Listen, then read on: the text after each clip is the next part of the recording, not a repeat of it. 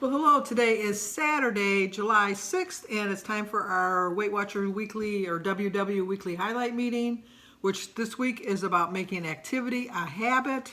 I think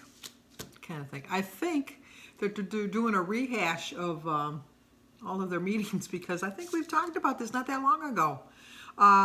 Actually, if I'm going to be honest, the truth in advertising, the honesty, I guess.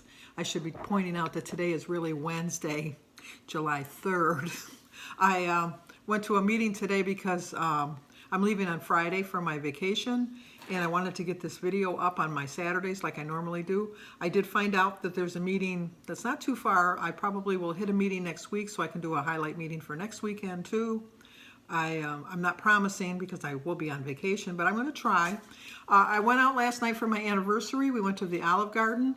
I was a little hesitant about getting on the scale this morning because I didn't want to have psychologically, I didn't want to have a gain staring me in the face before I left for vacation because I'm not going to be weighing for a couple weeks. But then I thought, no, face the scale. Well, you know, it's only a number. It really is only a number. And you can attribute it to that you ate out yesterday and that's why you had a gain, and just go from there. And I thought, put your big girl panties on, get on that scale and figure out what you did. And I put on mine, the best is yet to come. Nice job. And I did put a turtle because guess what? I stayed exactly the same. I didn't gain. I didn't lose, but I didn't gain. And to me, eating out last night and still staying the same today shows me that I probably would have had a loss if I would have waited till Saturday to get weighed. And more importantly, I got another little sign in for my charm because I'm like a small child. I'd like to earn my little rewards. So I had a new leader my leader was one of the people weighing us in, which are called guides. Thank you, Cheryl Bradley. I can never remember what they're called, but they're called guides. And but she didn't do the meeting. There was a new girl. I don't even know what her name was. Isn't that terrible? She was interesting, but she wasn't Denise. She really, you know, it didn't give me a temptation that I thought I wanted to leave my meeting to go to this meeting. I like my Saturday morning meetings. This was a good group. It really was. Not as good as our group, but it was a good group. And I really thoroughly enjoyed myself. But anyway, we did talk about making healthy habits. When it comes to activity, figuring out how you'll do it matters just as much as what you do. You don't have to go run a marathon. You really don't. You don't have to even run a 5K. Any little bit of exercise. Now, I know that there are some people that are limited to the amount of exercises they can do. Some people aren't capable of walking or walking long distances. But you can go on YouTube. There are very many. There's a lot of different exercises that you can do sitting in a chair. I strongly urge you to try to get some sort of activity in your life. If you're not capable of walking far distances, but you're able to walk a little bit, just try to get up and walk around in your living room or from your, you know, just small little changes in your habits really make a difference.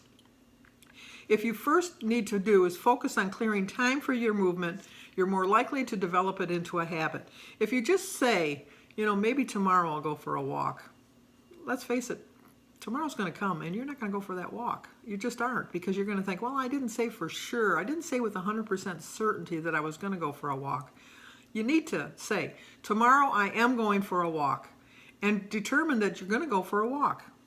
So you want to do these four things that they suggested that you should do. The first thing is choose when during the day and for how long you're going to be active, and be realistic about it. Don't say, you know, like tomorrow I'm going to walk 3 miles and I'm probably going to do it right after dinner. No, you can say, you know what, after dinner I think I'm going to go for a walk. You're more likely to achieve that. If you say I'm going to walk 3 miles after dinner, that's not likely to happen. I like to know that I'm going to get up in the morning and the first thing I'm going to do is go for my walk. It just sets me up for success for the whole day. I just feel so much more refreshed, so much better, and it's not like something that I'm dreading. When I wake up, I know I'm going to go. If I was to say I'm going to walk after dinner, I'm going to be the whole day saying, you know, after dinner, I'm going to have to go for that walk. Unless I really put it into my plans that that's when I want to walk, I know I'm not going to. For me, getting up first thing in the morning, going for that walk, which I thoroughly enjoy, is my exercise. And if you don't think of it as exercise, it's not. It really is not. I just think of it as an enjoyable time in the morning. It's an hour of my time spent, looking at the way people have their houses decorated with their flowers, meeting new people, seeing your neighbors, just getting out there and enjoying the day. The winter comes so quickly and it lasts so much longer than summer. I know that they theoretically have balanced out all the seasons so they're pretty much equal, but it's just not true. Summer goes by faster than any other season as far as I'm concerned. Number 2, ask yourself what gets in the way of being active during the time that you've chosen. Brainstorm possible solutions. Maybe block your calendar from 6 to 7 in the week, twice a week, or extend it to your children. Okay, we're not going to get this girl out of bed at 6 to 7 in the morning to go for a walk. I don't go to bed till 2. You know that. You followed me for a while. You know I don't go to bed before 2.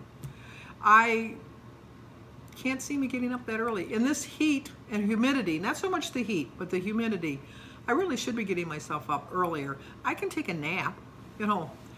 What's to stop me from taking a nap? I'm retired. It'll fit into my day. I can do it, but I don't. Last summer I had the excuse that I had Sophia and it was too far for her to walk. No, I got to thinking, you know what? If you go to Disneyland or Disney World or Cedar Point or any amusement park or to the zoo or anything, there's a lot of walking. And you know what? They keep up with you, don't they? So every morning Sophia walks with me. She walks 1.5 miles and then she rides her bike for the other mile. And she never complains. I have to give it to Sophia. She never complains.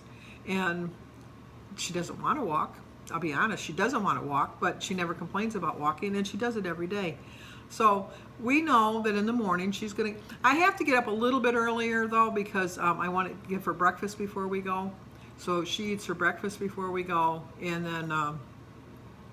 so I probably get up about 15 minutes earlier. It's not going to kill me. I can handle that. Number 3 is practice your routine for a week, focusing more on the when. If your plan is to go to the gym on Wednesdays and Saturdays at 6 p.m., just get there. Don't say, like I'm going to go to the gym on Wednesdays and Saturdays, I'm going to work out, I'm going to run on the treadmill, and then I'm going to do all the machines, and then I'm going to go swim in a couple laps. No, just say, you know what, on Wednesdays and Saturdays, I'm going to go to the gym. And then when you get to the gym, decide what you want to do that day at the gym. If all you want to do is walk on the treadmill for 10 minutes, you've only walked 10 minutes, but you know what, it's 10 minutes farther, and you've developed the habit of going to the gym. And you need to do that.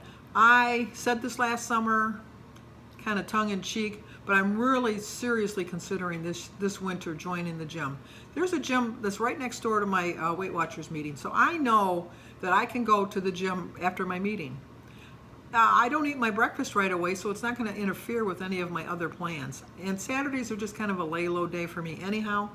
I'm retired. You'd think every day is a lay-low day for me, but Saturdays seem to be a lay-low day for me.